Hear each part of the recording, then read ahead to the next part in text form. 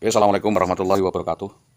Berikut ini adalah hal-hal temporer, ya, temporer yang bisa saya kaitkan dengan tuntutan saya terkait delik absolut akibat daripada denda perkara dan permasalahan di Kemelut SD 03 Tambak Romo menyangkut etika perbuatan oknum guru SD 03 Tambak Romo yang melakukan bullying dan penelantaran sejak tahun itu. Yang pertama adalah sebab kasus absolute obligation. Akibat ini dapat dihandle satu obligation atau kewajiban yang dimaksud adalah perbedaan antara dampak hukum dalam surat perjanjian maupun perikatan. Nah, di situ sudah terikat suatu perjanjian perkawinan itu mutatis mutandis, itu sudah tidak perlu disidangkan lagi, sudah final. Yaitu adanya perbedaan dampak hukum dari surat perjanjian di dalam KUH Perdata tentang perikatan, di mana ada salah satu pihak yang lebih mengikatkan dirinya pada satu orang lain atau lebih, sebagaimana pasal 131 KUH Perdata untuk memberikan sesuatu, berbuat sesuatu atau tidak berbuat sesuatu, maka jika terjadi sesuatu layak untuk ditagih.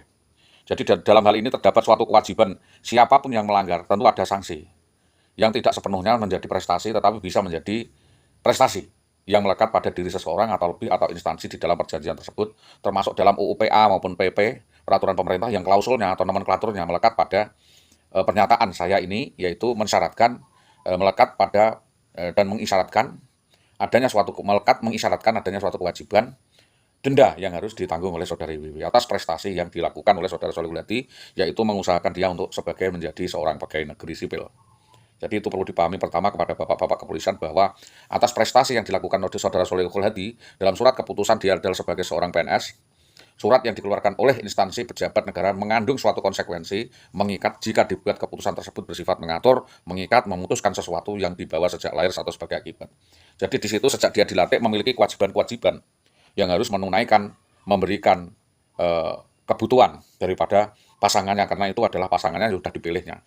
Mau nganggur, mau sakit, mau tidak bekerja, mau bekerja, tentu di situ ada task verdom atau suatu tugas utama, yaitu surat yang keluar dari instansi itu tadi memutuskan suatu yang membawa dampak suatu akibat tertentu bagi klien atau orang lain. Namanya hubungan prestasi, perikatan perjanjian yang dibawa karena suatu undang-undang, yaitu perkawinan, karena kelahiran, karena hubungan keluarga, anak dan bapak dan lain sebagainya.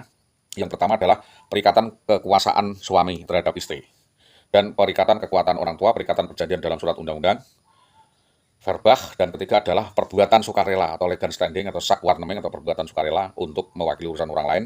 Yang keempat adalah perkawinan dalam undang-undang perkawinan, bahwa boleh seorang melaporkan orang ke pihak yang berwajib karena tidak membayarkan utang atau ketentuan, sekalipun pada dasarnya tidak ada ketentuan tentang hal itu yang membuat laporan itu karena hak semua orang yang belum tentu setiap perkara dapat naik ke proses peradilan. Walaupun tidak peradilan, bisa dilakukan restoratif of justice. Berdasarkan keterangan saya, menurut keterangan pada teman-teman investigator tentang kegiatan atau perbuatan saudari WW, satu, bahwa WW memiliki peri kehidupan yang sangat buruk, asosial, egois, ya NDP, tidak memiliki rasa empati atau toleransi atau kemanusiaan kepada keluarga. Telah terbukti tidak memiliki empati atau simpati atau keharmonisan di dalam keluarga. Yang kedua, mempunyai sifat temperamental yang sama sekali tidak dapat dikendalikan atau egois. Jadi tidak terkontrol. Yang ketiga adalah pandai bermain watak sehingga tidak bisa melihat mana kepribadian yang asli, mana yang palsu. Yang ketiga adalah bahwa yang bersangkutan memiliki sosialitas yang tinggi, pandai menghibur, mengelabui lawan jenis dengan paranoid dan hipnotis. Bahwa yang bersangkutan kabur dari rumah dengan unsur laki-laki orang lain dengan cara fitnah, melakukan persekusi-eksekusi, sehingga sampai dengan sekarang dalam penelitian kepolisian di lidik 1 penelantaran 277, lidik 3 korupsi, dan lidik 2 permufakatan jahat. Nanti kami sampaikan kepada lidik 4 yaitu KDRT Faide. Jadi saya meminta kepolisian Polres Pati menformat kasus ini dalam KDRT Faide. Yang selanjutnya adalah bergaya hidup mewah dengan selera belanja tidak terkendali dari keluar sumber pendapatan, yaitu utang piutang yang tidak terkendali.